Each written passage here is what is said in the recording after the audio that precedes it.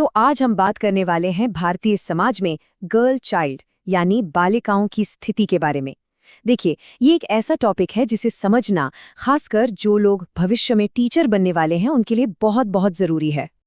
तो आज हम क्या क्या समझने वाले हैं? सबसे पहले तो ये जानेंगे कि बालिका का मतलब क्या है। फिर देखेंगे कि समाज में उनकी क्या स्थिति है और उन्हें किन चुनौतियों का सामना करना पड़ता है। और हाँ, सबसे जरूरी बात, हम ये भी समझेंगे कि एम्पावरमेंट के लिए शिक्षा और टीचर्स का क्या रोल हो सकता है। चलिए तो सबसे पहले सेक्शन से ही शुरू करते हैं। आइए समझते हैं कि जब हम भारतीय समाज के संदर्भ में गर्ल चाइल्ड कहते हैं तो इसका असल में मतलब क्या होता है। ये समझना बहुत जरूरी है। गर्ल चाइल्ड या बालिका होना सिर्फ एक उम्र की बात नहीं है, ये एक सामाजिक स्थिति है। ये जो सोच है ना कि लड़की अपने पिता के घर की अस्थायी सदस्य है, ये उसकी जिंदगी के हर पहलू पर असर डालती है, चाहे वो उसकी पढ़ाई हो, उसकी सेहत हो या उसे मिलने वाले मौके हों, हर चीज पर। क्यों? क्योंकि उसे अक्सर पराया धन समझा जाता है। ये माना जाता है कि वो तो किसी और घर जाएगी। तो अब सवाल ये उठता है कि ये जो सोच है टेम्पररी मेंबर वाली, ये समाज में लड़कियों की पूरी स्थिति को, उनकी पूरी जिंदगी को कैसे तय करती है। आइए इसी को समझते हैं। देखिए, हमारा समाज मूल रूप से एक पुरुष प्रधान यानी पेट्रियार्कल सोसाइटी है। इसका मतलब ये है कि एक महिला की जिंदगी बचपन से लेकर बुढ़ापे तक घर के पुरुष सदस्यों पर ही निर्भर रहती है। और इसी ढांचे की वजह से बेटियों को कई बार एक आर्थिक बोझ, एक फाइनेंशियल बर्डन की तरह देखा जाता है, खास तौर पर दहेज जैसी प्रथाओं के चलते। और इसका नतीजा क्या होता है? नतीजा ये होता है कि बहुत से परिवारों में उन्हें लड़कों की तुलना में दूसरा दर्जा यानी सेकंड क्लास स्टेटस मिलता है।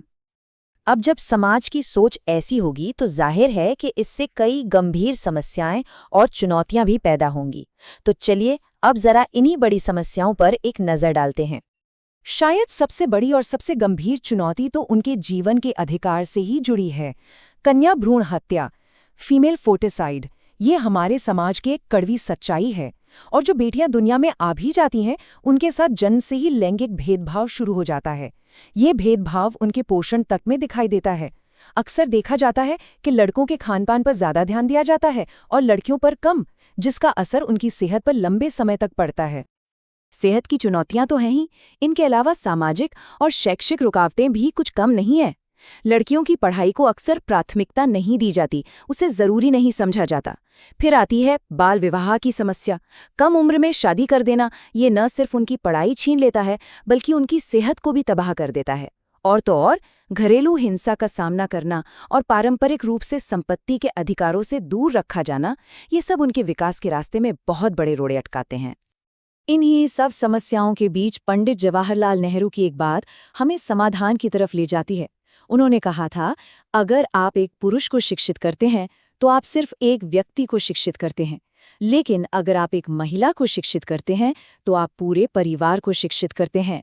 सोचिए, ये बात कितनी गहरी है। ये हमें बताती है कि एक महिला को शिक्षित करने का असर कितना बड़ा और दूर तक जाने वाला होता है। पर सवाल यह है कि आखिर ये सारी समस्याएं आती कहाँ से हैं? इनकी जड़ें कहाँ हैं? सच तो ये है कि इनकी जड़ें हमारे समाज और हमारी संस्कृति के अंदर बहुत गहराई तक फैली हुई हैं। भेदभाव की शुरुआत होती है परिवार से, जो पहली सीढ़ी है। इसके बाद जाति व्यवस्था के जो कठोर नियम हैं, धर्म की कुछ पारंपरिक व्याख्याएं हैं और हमारा मीडिया, ये सब मिलकर लैंगिक भूमिकाओं को और भी पक्का कर देते हैं। आप खुद ही देखिए, फिल्मों में, विज्ञापनों में अक्सर लड़कियों और महिलाओं को कुछ तय भूमिकाओं में ही दिखाया जाता है ना, और ये सब उसी भेदभाव वाली मानसिकता को बढ़ावा देता है। तो इतनी गहरी जड़ों वाली इन समस्याओं का हल क्या है? इसका एक ही और सबसे असरदार जवाब है शिक्षा, एजुकेशन। आइए अब ये समझते हैं कि शिक्षा कैसे सशक्तिकरण यानी एम्पावरमेंट का सबसे शक्तिशाली जरिया बन सकती है। तो फिर सशक्तिकरण का इन सारी चुनौतियों से बाहर निकलने का रास्ता आखिर है क्या? जवाब बिल्कुल सीधा और साफ है, शिक्षा। एजुकेशन ही वो सबसे ताकतवर औजार है जो लड़कियों को एम्पावर कर सकता है, उन्हें सशक्त बना सकता है और समाज में लैंगिक समानता ला सकता है। क्योंकि शिक्षा ही उन्हें उनके अधिकारों के बारे में जागरूक करती है और आत्मनिर्भर बनने का हौसला और मौका दोनों देती है। और देखिए, जब भी बात शिक्षा की होगी तो स्कूल और शिक्षकों की भूमिका अपने आप में सबसे अहम, सबसे क्रिटिकल हो जाती है। तो जो भी लोग शिक्षक बनने की तैयारी कर रहे हैं, उनके लिए ये सेक्शन समझना बहुत ज़रूरी है। एक टीचर के तौर पर सबसे पहला काम है एक सुरक्षित और समावेशी क्लासरूम का माहौल बनाना। एक ऐसा माहौल जहां किसी भी तरह का कोई भेदभाव न हो। दूसरी बात, लैंगिक मुद्दों के प्रति संवेदनशील होना और अपनी पढ़ाई की शैली में किसी भी तरह के पूर्वाग्रह से बचना। तीसरी चीज, अपनी छात्राओं को सेहत और पढ़ाई के बारे में सही मार्गदर्शन और सहारा देना। और चौथी और सबसे ज़रूरी बात, उन्हें क्लास की हर गतिविधि में बराबर हिस्सा लेने के लिए प्रोत्साहित करना। यकीन मानिए, ये छोटी छोटी कोशिशें ही एक बहुत बड़ा बदलाव ला सकती है। तो चलिए फटाफट से सारी जरूरी बातों को एक बार फिर से दोहरा लेते हैं। पहली बात, पुरुष प्रधान समाज में बालिकाओं को अक्सर अस्थायी सदस्य माना जाता है। दूसरी बात, कन्या भ्रूण हत्या, भेदभाव और बाल विवाह जैसी बहुत बड़ी चुनौतियां उनके सामने हैं। तीसरी, परिवार और मीडिया जैसी संस्थाएं इन भेदभावों को और भी मजबूत करती हैं। चौथी और सबसे अहम बात, सशक्तिकरण का सबसे जरूरी जरिया शिक्षा है। और आखिर में, एक बराबरी का और सपोर्टिव माहौल बनाने में शिक्षकों की भूमिका सबसे ज्यादा महत्वपूर्ण है। और आखिर में डॉक्टर बी.आर. अम्बेडकर की एक बहुत ही पावरफुल बात के साथ आज की चर्चा को समाप्त करते हैं। उन्होंने कहा था, मैं किसी भी समुदाय की प्रगति को इस बात से मापता हूँ कि उस समुदाय की महिलाओं ने कितनी प्रगति की है।